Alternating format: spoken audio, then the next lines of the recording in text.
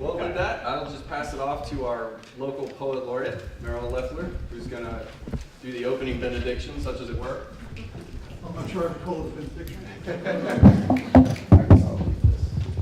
Is this one working? That's not working. That's not working. Okay. I want to say a couple of words. First of all, I was really very happy when Mike referred to me as the poet laureate of progressives and liberals. This is not, the poem that I'm going to read to you, right at the end, has the word together. And that's what it refers to. Subtly, but that's what it refers to. But then, is that better? Okay. I just wanted to say something. You know, I just noticed out in the hallway, and you'll see them when you go out there, 4 poetry posters.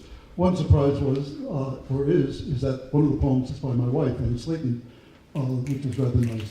Those poems out there are subtle, they're nuanced, they're meditative, they're observant, and there's a very well-known poem by Emily Dickinson called "Tell All the Truth but Tell It Slant."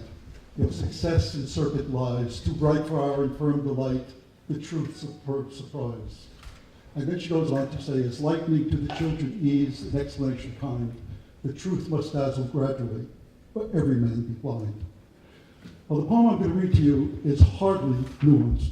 It is full frontal, to quote, and I've called it The Promise. And there are usually, at the most, there are, a poem might have an epigraph. This poem has 3 epigraphs, but it's part of the poem, as I see it. And the first one is this. The truths we hold and values we share affirm that no individual should be victimized by unfair discrimination because of race, sex, advanced age, physical handicap, differences of national origin, or religion or economic circumstances. You may be surprised to know that that's from the Republican platform in 1980. The second epigraph is from Martin Luther King, rather short but pointed.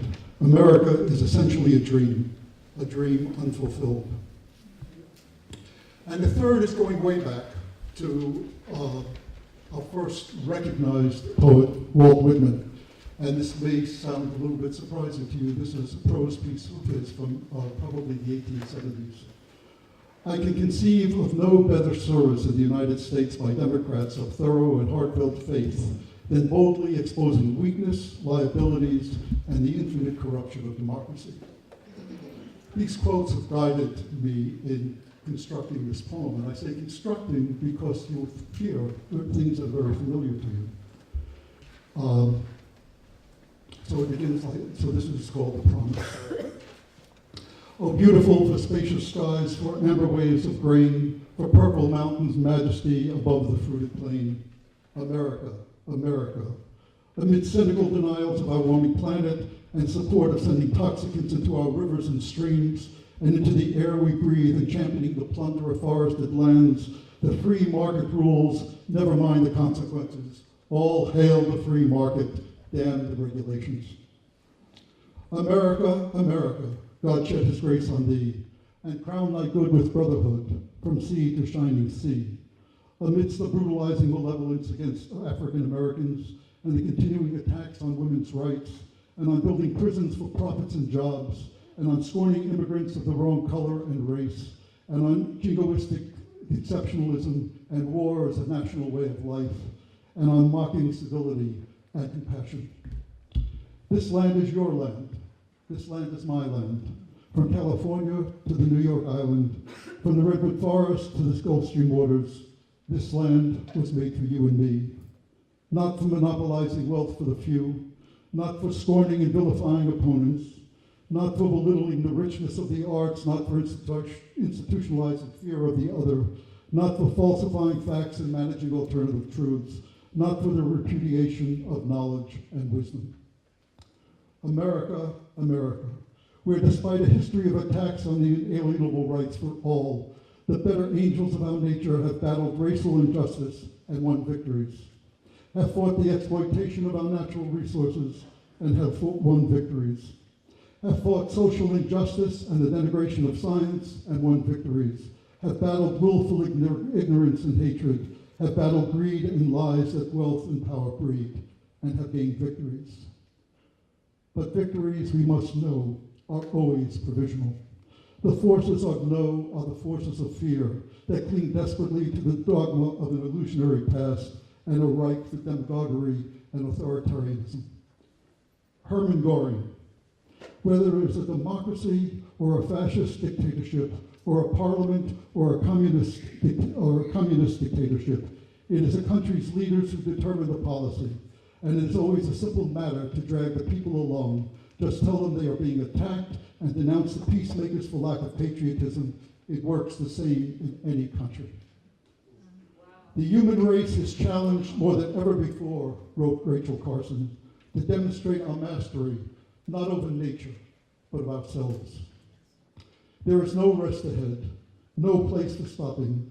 There is this, the struggle to sustain what has been won and to recover what has been lost and won and lost again, and under conditions, to quote T.S. Eliot, that seem unpropitious. Rosa Luxemburg, before a revolution happens, it is seen as impossible. After it happens, it is seen as being inevitable. This is our challenge, all of us together, from which there can be no faltering.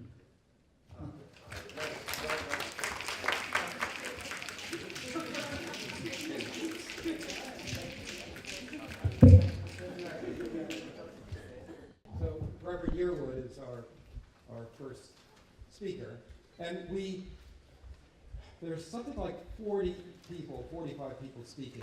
So we're urging people as much as possible to inspire, like Reverend Yearwood will, as well as be as brief as possible, since we're depending on you to go up to if it's possible, a 6-hour alertness factor. So I'll be as brief as possible. I just came in from San Francisco. And I wanted to be here because I think many of us who are national leaders in the climate movement, it's important for us to work on the local level. And since I moved to Bethesda a little while ago, and my two, yes indeed, give it up. Straight out of Bethesda, you know what I mean? And then my boys are now going to Walt Whitman High School. It's a great thing for me to tell all of my friends who are leaders. And you know, I'm very close to, written many articles with Bill McKibben and tour with Klein.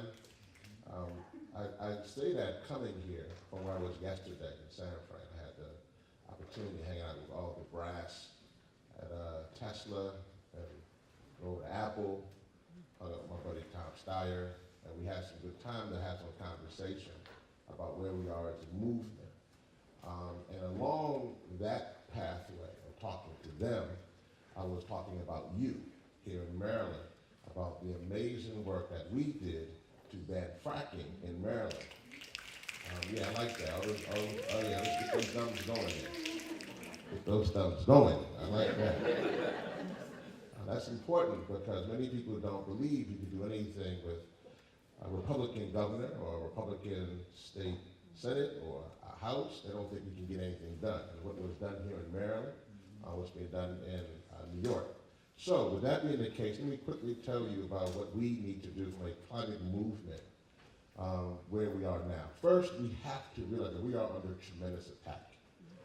No federal administration is going at great lengths to attack a movement like it is doing with the climate movement. EPA has been taken over by Scott Pruitt, Rick Perry. Excuse me, hold on. I'm gonna name about 4 or 5. You might hit through the next 4 or 5 things. I have to speed through them real quick. But energy with Perry, the Department of Interior.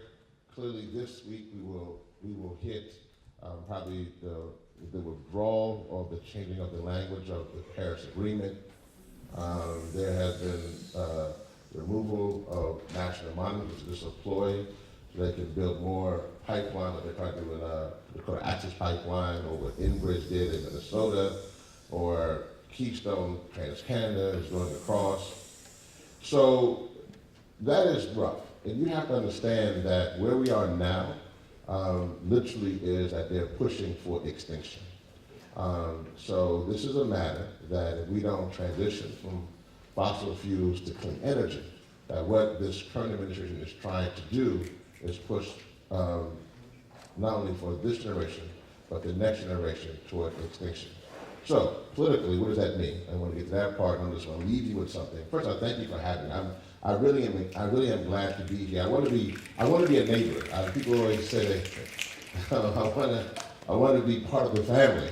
So this is Jamie Raskin last week before the climate. Everybody there last week? Yeah. Okay, great. So, you can see I want to be a neighbor. I'm hanging out with you now.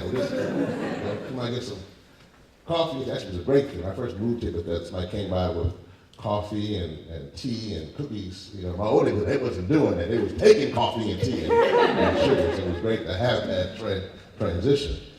But let me say this politically, what we need to do. The first thing we have to do, and I'm glad there are many of the politicians who are here, so I'm so glad to see you here. As a climate movement, first, that we have to redefine what climate leadership looks like. What that means is that politicians don't need to be coddled like little children. They don't need to be, we don't need to just make sure they agree with us that humans are causing an effect to the atmosphere and to the climate. That's happening, that's science. We don't need to have that conversation. If they can't have that conversation, they truly aren't fit to be politicians to begin with. The reality that we need to have a conversation with politicians we had here in Maryland is that you can't discuss renewables on Monday and discuss fracking on Wednesday. That is not climate leadership. And so we have to redefine what climate leadership means. That's the tough part. So the one thing we have to hold politicians accountable for what they're talking about, what it means to be a climate leader. We have to redefine what it means to be a climate leader. Now, I was with Michael Broom, who's the head of Sierra Club the other day, and a very good friend, and many others. I'm on the board of LCV with Gene Kopinski and all those good folks. So I lead off of that to say that I'm going to go into the climate movement. We have to be serious as a climate movement about what we're pushing for. So what Merkley and Sanders just put forward in regard to 100% by 2050 has to be the standard bearer across the country. My standpoint would be 100% by 2030, but let's go with at least what we're going with in that component. I appreciate that, and so that needs to be the level. So no climate organization is pushing 100% renewable energy by 2050, then they really can't be a part of this climate movement the way it needs to be for us to have true resolution. And so as a movement, we have to divest ourselves from everything fossil fuel. That means that if it's in our portfolios, if we have something there, if our county government is utilizing fossil fuels, we must divest from fossil fuels completely and invest in clean energy.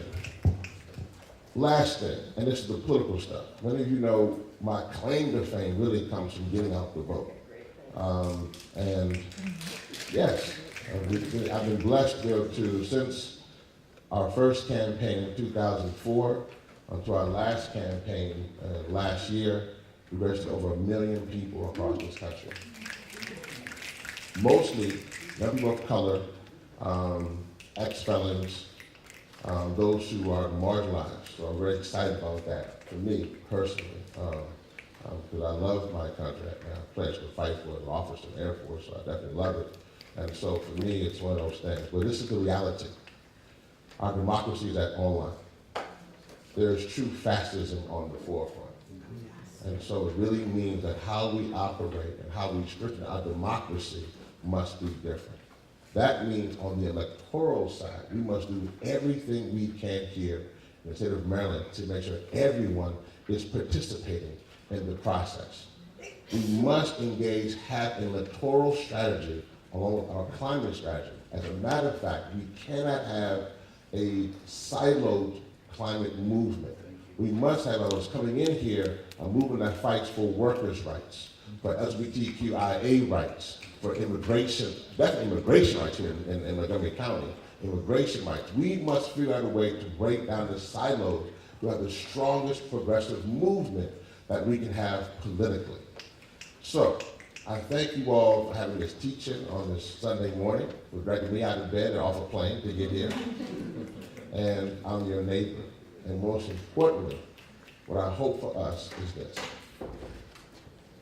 I'll leave you with inspiration, but also kind of a thing for you to drive you through.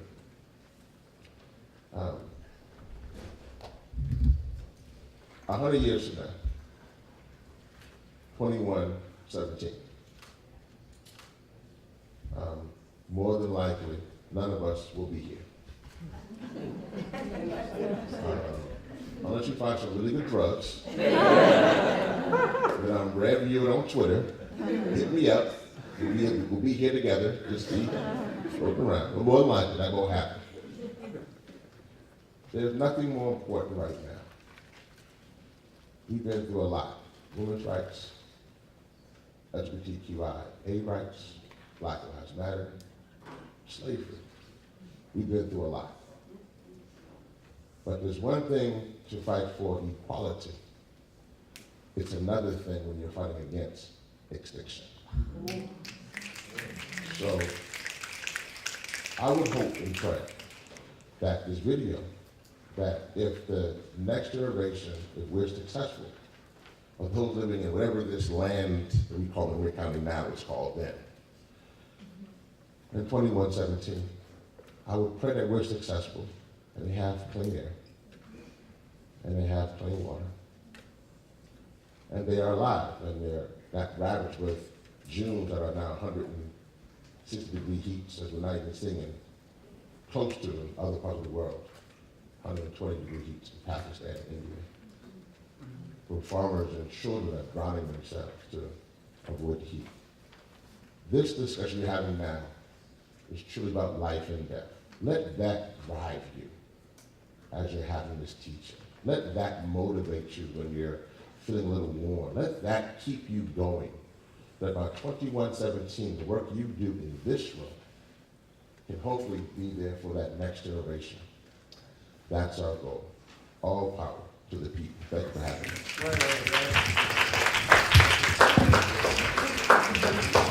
So Mark is our welcome, but Mark, you only have 4 minutes, maybe 5 minutes, and it's sad. I mean, it's a long day. Mark and I have known each other for we don't want to talk about how long, but this is your mic. And here you go. And we're going to have to hold off questions until we'll get as many questions as possible until the first panel. So I'll try to get my version of 4 minutes as close to your version of 4 minutes as I can. First of all, I want to thank all of you for being here, and Mike and everybody else who helped organize this event. It's amazing. It's amazing that people paid to talk about organizing. That is just absolutely astounding. So thank you all for being here. I'm glad I discovered I have a new activist neighbor, and I will certainly be talking to my new activist neighbor because there's a lot of work to do here. And I really want to thank Merrill for opening up the pond. Merrill and I have known each other for a long time. He was my poetry teacher at Maryland, and so we go back a little ways. So I want to talk a little bit about kind of where we are and how we get to a different place. I want to start out by reinforcing what the Reverend said about climate change. If we don't deal with this, almost nothing else matters. You know, we could win other battles, and if the place melts at the end of the day or floods at the end of the day, we really haven't accomplished the things we need to do. So this is a fight we all have to fight. And I'm a believer that you have to fight on as many fronts as you can fight on. And somehow you've got to find the energy to do that, because what we do really matters. We don't have time. We may not have time in the political sphere, we certainly don't have time in the climate sphere. So people have to be really dedicated to this, and you've got to put your tentacles out deep into the communities, and you need to work, I think, really, really hard and really, really long. I'm going to run through a couple of little short things when I talk about my own activism. I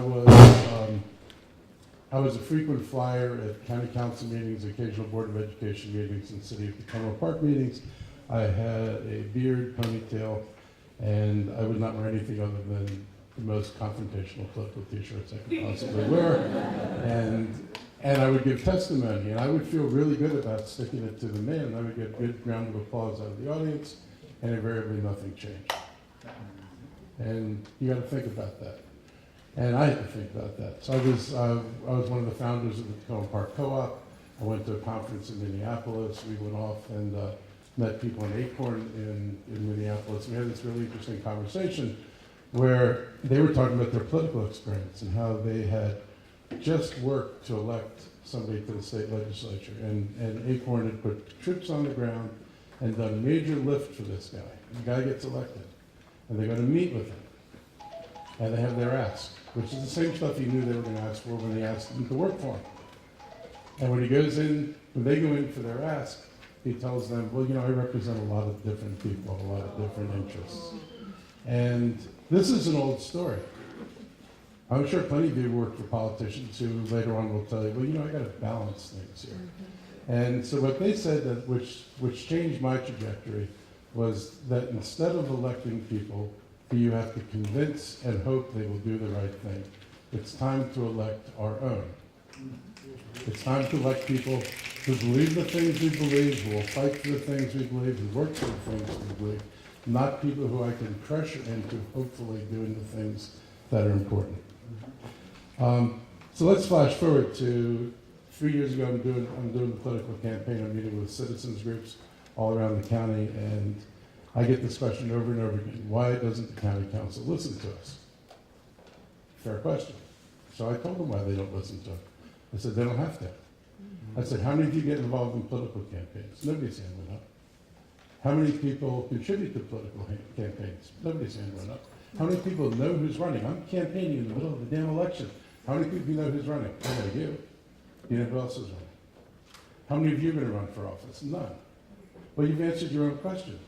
Because if you're not going to lift a finger and do a thing and know anything, my colleagues have figured out they don't have to listen to you. They can anger any neighborhood in Montgomery County because no one's going to have any consequences.